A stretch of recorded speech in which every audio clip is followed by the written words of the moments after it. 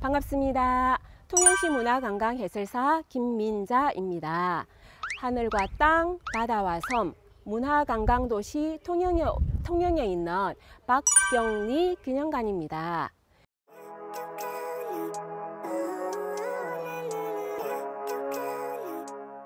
이 기념관은 류춘수 건축가의 작품입니다. 류춘수 건축가는 원주에 있는 작가의 집도 설계하셨습니다. 작가의 성품 그대로 친환경적인 개념을 도입하였다고 합니다. 그리고 외벽에 보면 톡톡 튀어나온 것들이 보일 것입니다. 이것들은 통영 주변의 섬을 의미합니다. 통영은 우리나라에서 두 번째로 많은 섬을 가지고 있고요. 570여 개나 된답니다. 자, 이제 안으로 들어가 보시겠습니다.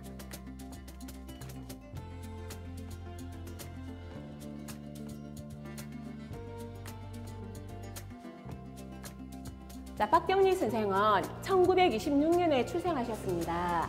그리고 이 사진을 보시면 7살 때 사진인데 하얀 옷과 에나멜 구두를 신고 있답니다. 표정에 드러나듯이 어머니의 사랑을 듬뿍 받고 자랐답니다. 그리고 선생은 제1국민학교, 지금의 통영초등학교 전신입니다. 그 학교를 다녔는데 교실은 통제형 모형의 중심 건물인 세변관입니다. 세변관에서 공부하실 때 칠판에 빨간 분필로 대한국 독립만세 그리고 일본국 욕하는 글을 썼다고 회고하셨습니다. 세변관에 그때는 교실로 썼어요. 세변관 교실로 썼는데 그 칠판에 빨간 백목으로 가지고 대한민국 독립만세 또 일본에 대한 욕 이게 그냥 그때는 거의 폭발적인 그 정신을 흔드는 그거예요. 진주여자공립고등학교를 졸업한 이후에 남편 김행도와 결혼을 하게 됩니다. 남편이 인천에 있는 전매국에 취직을 함으로써 같이 인천으로 올라가서 배다리 마을에 헌책방을 운영합니다. 어렸을 때부터 책 읽기를 좋아했던 선생은 아이를 얻고 책 읽기에 몰두하여 남편이 퇴근하고 오는 것도 몰랐다고 합니다. 이를 본 남편이 공부를 권유하였고 수도여자사범대학을 졸업하고 황해도에 있는 연안여자중학교에서 교편 생활을 하게 됩니다. 그러다가 6.25 전쟁이 일어났고 남편을 잃고 다시 통영으로 돌아오게 됩니다. 통영에 와서 수혜점을 운영하다가 1954년에 서울로 돌아갑니다. 서울로 돌아간 선생은 1955년에 계산이라는 작품으로 현대문학의 김동리 선생의 추천을 받게 됩니다. 그리고 그 다음에 흑흑빽빽이라는 작품으로 두 번째 추천을 받으면서 등단을 하고 본격적인 창작 활동을 하게 됩니다. 이때 발표한 작품들은 사회와 현실에 대한 비판이 강한 작품이어서 문단의 주목을 받게 됩니다.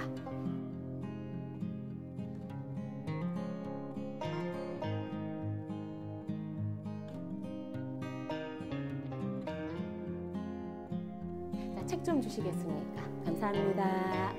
김약국의 딸들입니다. 김약국의 딸들은 1962년에 발표한 작품입니다. 어릴 때 어머니를 따라 빨래터에 가서 들은 하동집 이야기를 담은 이야기입니다.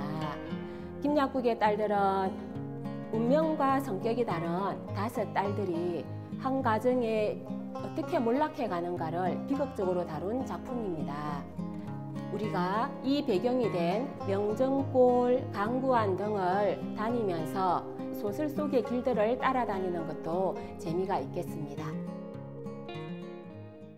토지는 1969년에 집필을 시작하여 1994년에 마무리된 선생의 삶과 열정이 어린 대하소설입니다.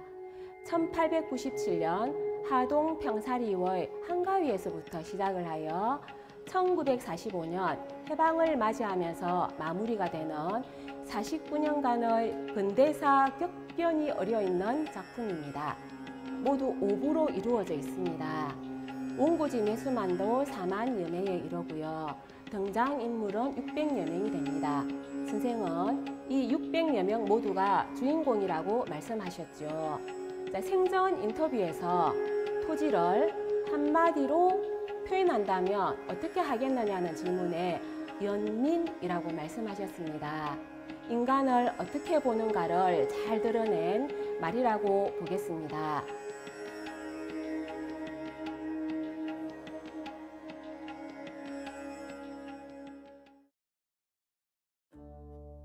자, 이곳 서재에는 작가가 소중하게 여기는 3가지 물건이 있습니다. 책상 위에 있는 색바른 사전과 저쪽에 있는 재봉틀입니다. 그리고 뒤쪽에 있는 소목장 있습니다. 선생 스스로 말씀하시길 근래 같은 사전은 나의 그리고 문학이며 이쪽에 있는 해방대전에 구입한 재봉틀은 나의 생활이다. 그리고 이 소목장은 언젠가 할머니 집에 불이 났는데 불난 집에서 아버지가 가지고 나오신 유일한 장이다. 이것을 나에게 주셨고 나는 이것을 서울까지 가져가서 보관하였다. 이 소목장은 나의 삶의 근본이니 끝까지 간직할 것이다. 이렇게 말씀하셨습니다. 선생의 꿈이라는 시에서 보면 글을 쓸 때 살아있다. 바느질할 때 살아있다. 풀을 뽑고 씨앗을 부를 때 살아있는 것을 느낀다는 시가 있습니다. 이런 것들이 선생을 살아가게 하는 원동력이었지 않나 하는 생각이 듭니다.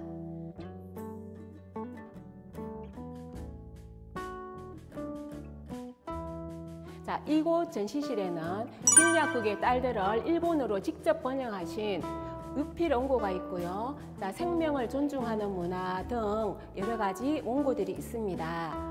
그리고 김약국의 딸들 영화 포스터와 드라마 포스터가 붙어 있습니다.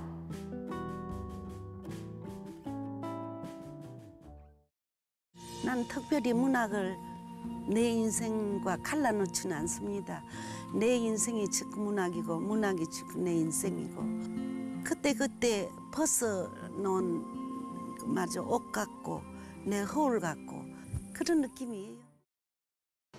자, 이 영상물은 8분가량의 분량인데 시간을 내어서 보시면 선생의 삶과 문학 작품을 이해하는 데 더 도움이 될 것 같습니다. 이제 바깥으로 나가 보겠습니다.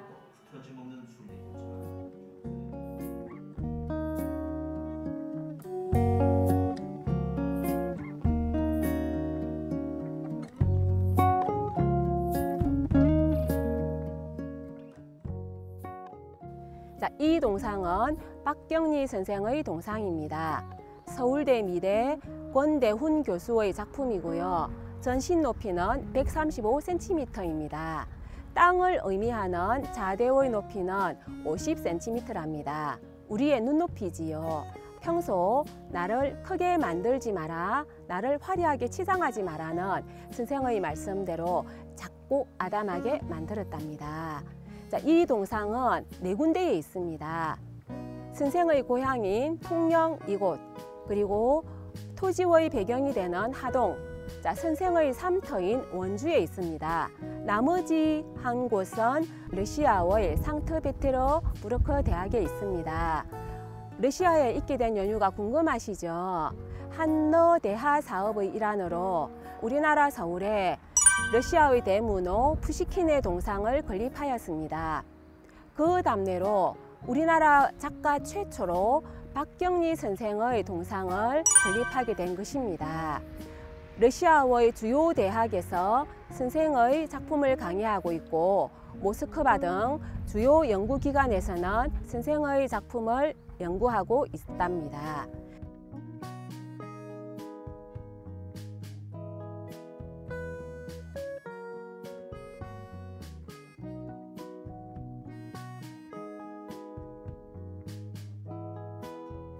자, 이 문장비는 박경리 선생의 주요 작품인 토지와 김약국의 딸들 일부를 새긴 것입니다. 모양이 좀 독특하죠. 자, 알을 깨고 나와서 우주 삼라만상을 배회하다가 고향인 통영으로 귀환하는 것을 의미하고 있습니다. 자, 이제 오늘의 마지막 장소인 묘소로 가보겠습니다.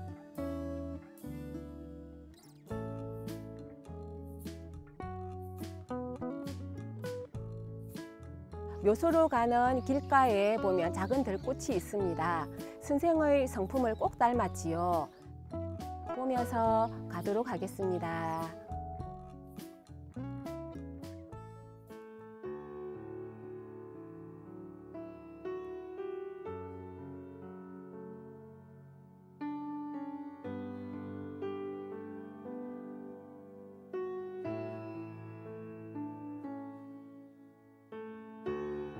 작고 아담한 선생의 묘소입니다.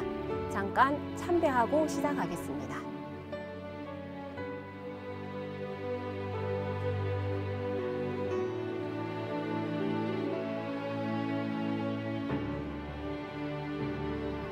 선생은 50년 전 통영을 떠날 때 이렇게 돌아오실 줄 모르셨겠죠.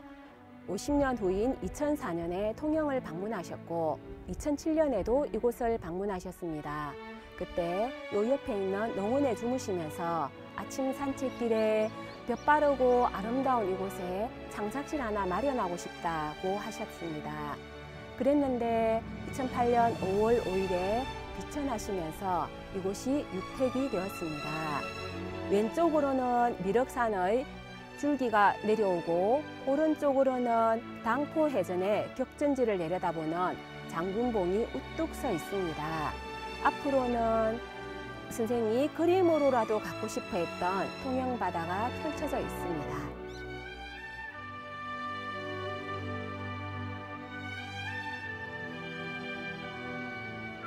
고향은 어머니의 태화도 같은 곳이니 죽어서라도 고향에 돌아가겠다는 선생의 바람이 이루어졌습니다.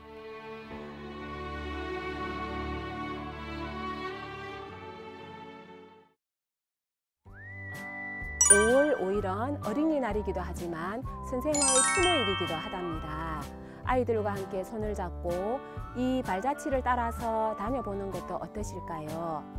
통영을 방문하셔서 박경리 기념관을 찾아주시면 선생의 어렸을 적 이야기라든지 삶에 대한 그런 못다한 이야기들을 마저 나눌 수가 있을 겁니다. 자, 통영에 오이소.